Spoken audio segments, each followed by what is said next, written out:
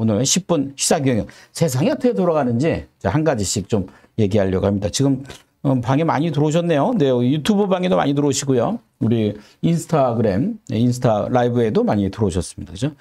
자, 오늘 주제는 입시 얘기를 좀 하려고 합니다. 네, 입시.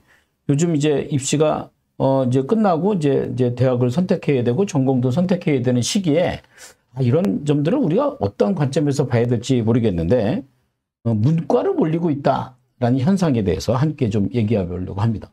신문에 나왔던 얘기고요. 실제 있었던 팩트입니다. 지금 굉장히 많은 학생들 중에 이과 출신인 학생들이 이제 지원을 할 때 문과로 교차 지원이 늘어난다. 교차 지원을 하면 좀 혜택이 있나 봐요. 또 교차 지원을 하면 유리해지고 뭐 이렇게 되다 보니까 이제 문과로 선택한 사람들은 좀 불리해지고 이과에서 문과로 가는 사람들은 좀 플러스 요인이 많아지는 어떤 현상이 이제 벌어지고 있는 거죠.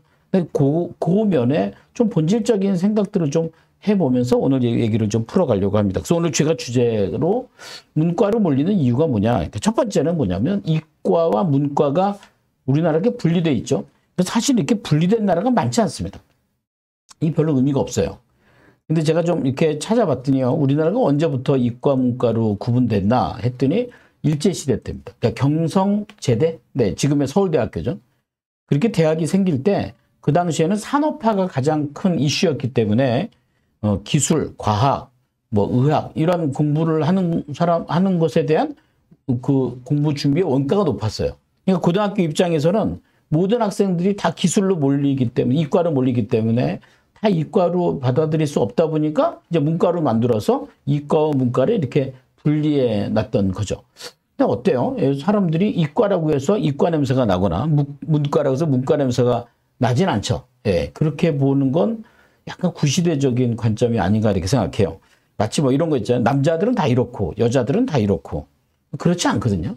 문과생인데도 불구하고 이과적 요소가 높은 경우도 있죠. 이과잖아. 그죠. 근데 내가 볼 때 문과야. 예. 그러니까 이게 기능이 그렇게 볼 수가 없어요. 또 뭐 우리가 뭐 문과를 갔다고 해서 뭐 컴퓨터 못하는 거 아니잖아요. 그죠? 또 뭐 기술을 못 다루는 것도 아니고.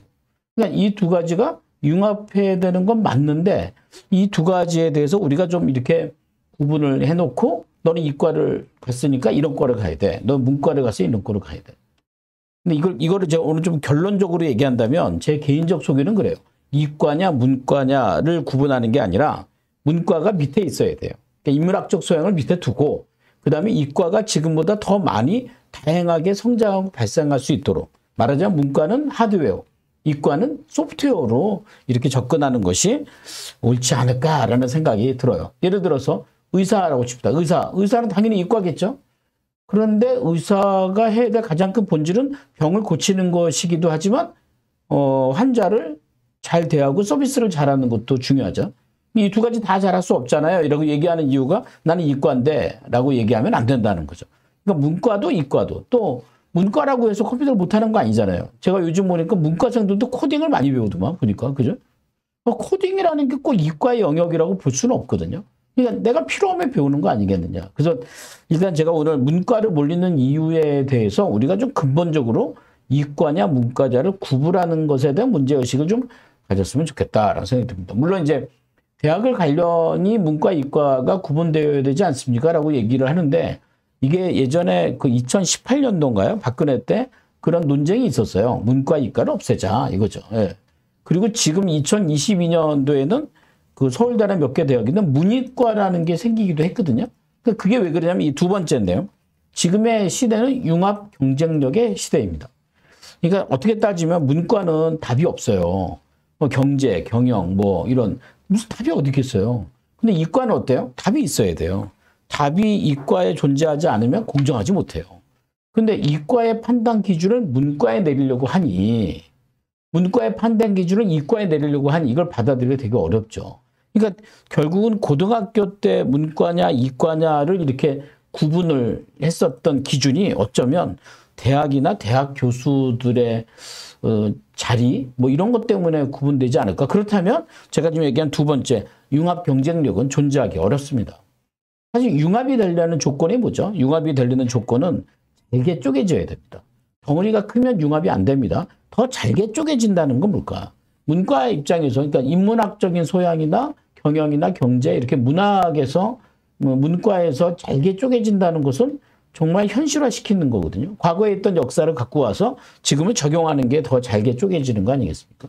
이과는 어때요? 이과에 갖고 있는 기술이 그냥 뭐 갖고 있는 기술이 어디에 경쟁력이 있다를 따지기 전에 그 기술의 본질이 뭔가를 따지지 않느냐는 거죠. 그러면 이 두 가지는 어때요? 전 충분히 쪼개질 수 있다고 생각합니다. 그죠? 물론 물이라는 성분이 H2O로 만들어져 있지만 수소 2개와 산소 1개 아닙니까? 그런데 얼마나 수소와 산소가 작으면 작을수록입니다. 분자보다 더 작게 원자보다 더 작게 핵, 더 작게 됐을 때 융합의 조건이 이루어지지 않겠느냐 이런 생각이 들어요. 그래서 이과나 문과가 누가 더 옳다라고 얘기하는 것보다는 이과나 문과가 갖고 있는 강점이 있지만 좀 더 낮게 현실화시키고 좀 더 그것이 학생들의 꿈과 연결되고 또 그것이 국가의 경쟁력과 연결되려면 더 많은 응용이 만들어져야 되지 않겠느냐는 거죠. 결국 융합은 응용이 기준이다. 어떻게 어디에 응용을 할 것인가 하는 건 중요하다는 거죠. 세 번째. 근데 결국 이제 오늘 이 기사의 내막은 그래요. 이게 약간 치맛바람도 있고요. 학원들도 있고요. 이게 왜 그러냐면 전공보다 뭐가 더 중요하다? 학교가 더 중요하다. 라는 생각이 아직도 좀 팽배하고 있다면 이건 좀 슬픈 얘기가 아닌가 이렇게 생각해요. 예. 전공이 더 중요하다. 아니, 전공보다 더 중요한 건 자녀들이나 학생들이 갖고 있는 꿈이 더 중요하죠. 그건 더 중요합니다. 근데 요즘 애들이 꿈이 많지 않다. 우리가 지난주에 그런 얘기 좀 했죠. 근데 꿈이 많지 않은 이유, 꿈이 없는 이유 중에 하나는 그들의 꿈을 지금의 시대가 받아들일 수 없기 때문이 아닌가. 그게 극히 정상이라고 생각합니다. 그래서 전공보다 학교가 중요하다라는 생각보다는 학교보다 전공이 중요하고 전공보다 본인의 꿈이 중요하고 사실 그 미네르바 대학, 미래형 대학들이 많이 나오지 않습니까? 이 대학들의 공통점이 뭐냐면 교수가 없어요. 학생들이 교수를 선택한다는 거예요. 제가 너무 진보적인 얘기를 하는 것 같지만 어떤 전공을 할 것인가 전공 뒤에 줄 서는 게 아니라 내가 어떤 삶을 살 것인가 내가 어떤 사회를 만들 것인가 그리고 그 사회를 만들기 위해 무엇이 필요한가 그거를 이과인지 문과인지 구분하지 않고 그걸 문제를 해결하고 배워야 되는 것. 저는 그게 대학의 공간이 아닐까라는 생각이 들어요. 제가 학생들에게 이렇게 물어볼 때가 있어요. 제가 이제 1월 달에 열정 캠프라고 20대들 캠프를 하거든요. 물어봐요. 너 몇 학년이니? 뭐 대학교 2학년인데요. 너는 대학생으로서 대학교에 네가 갑이니? 을이니? 라고 물어보잖아요. 100% 을이라고 그래요. 왜요? 교수님이 성적 내야 되잖아 이거예요. 그거를 벗어나야 돼요. 야, 네가 네 돈 내고 다니는데 어떻게 을이니? 갑이지. 너는 갑이야. 그럼 교수는요? 고용인이지. 네가 낸 급여에, 네가 낸 학생 학비에 급여를 받고 있는 사람들이야. 그러니까 어떻게 해야 돼요? 너희들이 급여 받는 그 노동자들을 잘 다뤄야 된다. 더 많은 질문을 해야 되고 그들을 더 공부시켜야 되고 말하자면 대학이 그렇게 가야지 고등학교처럼 선생님 눈치나 보고 선생님 성적 보는 걸로 가서는 안 되지 않을까. 그죠? 제가 좀 약간 열을 냈는데 열을 좀 식히자면 네. 대학의 존재의 가치를 정말 교수를 따라가고 점수를 내기 위해서 그다음에 취업을 하기 위해서 졸업을 위해서 들어가는 것이 아니라 내가 진짜 공부하고 싶은 걸 찾기 위해서 들어가는 것이 더 중요하지 않을까. 아까 미네르바 대학 얘기했지만 독일 같은 대학도 어때요? 100% 국가 장학생이에요. 들어가서 어떤 누군가의 줄을 쓰는 것보다 본인이 교수를 선택하게 되어야 된다는 거죠. 저는 그것이 가장 바람직한 결과가 아닌가 이렇게 생각합니다. 오늘 문과로 몰리는 이 시대에 융합적이고 융합적인 경쟁력의 4차 산업의 시대에 좀 준비가 되어 있는 그런 대학들이 좀 만들어지려면 대학을 들어가는 학생들이나 부모들이 조금 과거에 구현퇴한 그런 생각보다는 좀 미래지향적인 이런 생각들을 품고 사시는 게 중요하지 않을까 이렇게 생각합니다. 전공이 중요한 게 아니라 대학이 중요한 게 아니라 증이 중요한 게 아니라 본인의 꿈이 중요한 거. 그 꿈이 세상을 바꿀 거다라는 생각합니다. 그 꿈이 없었던 직업과 없었던 전공을 만드는 시대를 만드는 것이 중요하지 않을까 생각합니다.